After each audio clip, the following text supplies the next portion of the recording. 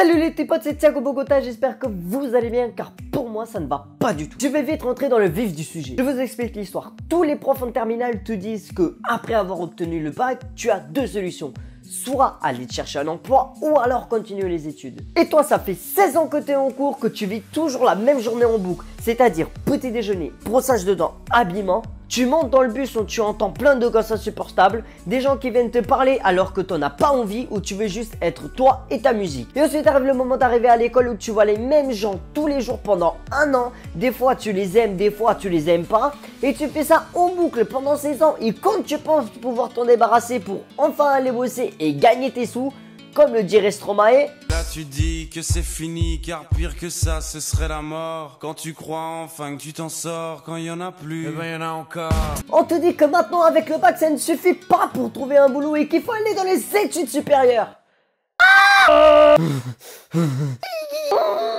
Bon, là clairement on t'offre plusieurs possibilités. La première ce sont les études dites courte, c'est-à-dire un bac plus 2 ou un bac plus 3. La deuxième, c'est l'université où c'est un cursus beaucoup plus généralisé, bon, qui peut être certes spécialisé selon tes choix, mais qui reste tout de même très chiant. Et pour finir, tu as la fac. Alors attention, il y a une différence à avoir entre la fac et l'université. Pour être un peu plus concret, tu as par exemple l'université de Nancy qui a la fac de lettres, médecine et sciences. Moi, ce dont je vais vous parler, c'est les études dites courtes, le BTS, parce que je me suis retrouvé plongé là-dedans. Ne me demandez pas pourquoi, mais c'est comme ça. Alors pour commencer, tu te retrouves dans un lycée et en raison du fait que tu sois dans un lycée, tu as les règles du lycée, c'est-à-dire il faut que tu continues à justifier tes absences, tes retards et en plus tu as des heures de colle.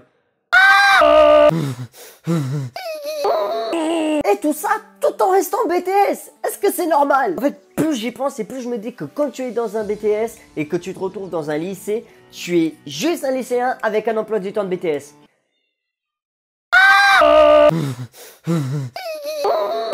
Bon, c'est vrai qu'avec la générale, il y a une chose qui change, c'est-à-dire que tu gardes la même classe pendant 2 ou 3 ans. Et ça, clairement, ça peut être pas mal. Bon, si tu apprécies ta classe, si tu apprécies pas ta classe, bah...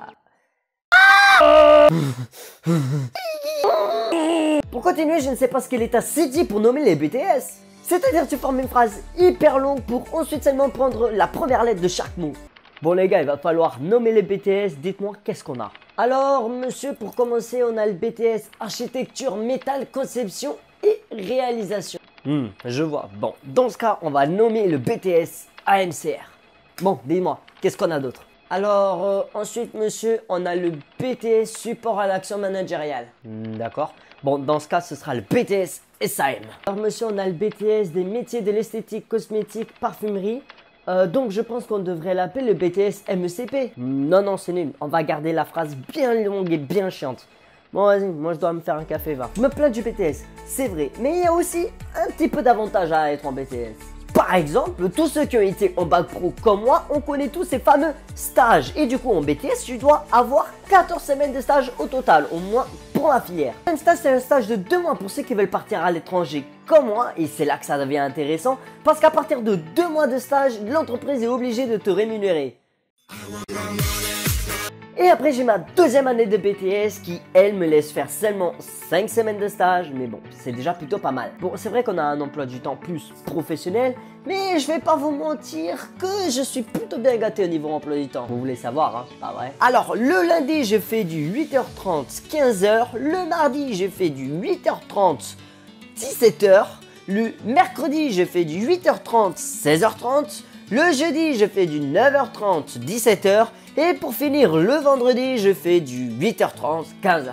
T'as vous là, hein, pas vrai? Bref, en tout cas, la rentrée s'est passée il y a un mois déjà. J'espère que ça s'est bien passé de votre côté. N'hésitez pas à me dire dans les commentaires si pour vous ça a été une excellente rentrée ou alors une rentrée catastrophique avec une classe de des profs de un emploi du temps. Bon, en tout cas, n'hésitez pas à vous abonner, à mettre un énorme pouce bleu, à activer la cloche de notification et à mettre en commentaire ce que vous en pensez. En tout cas, c'est tout pour moi et je vous dis ciao!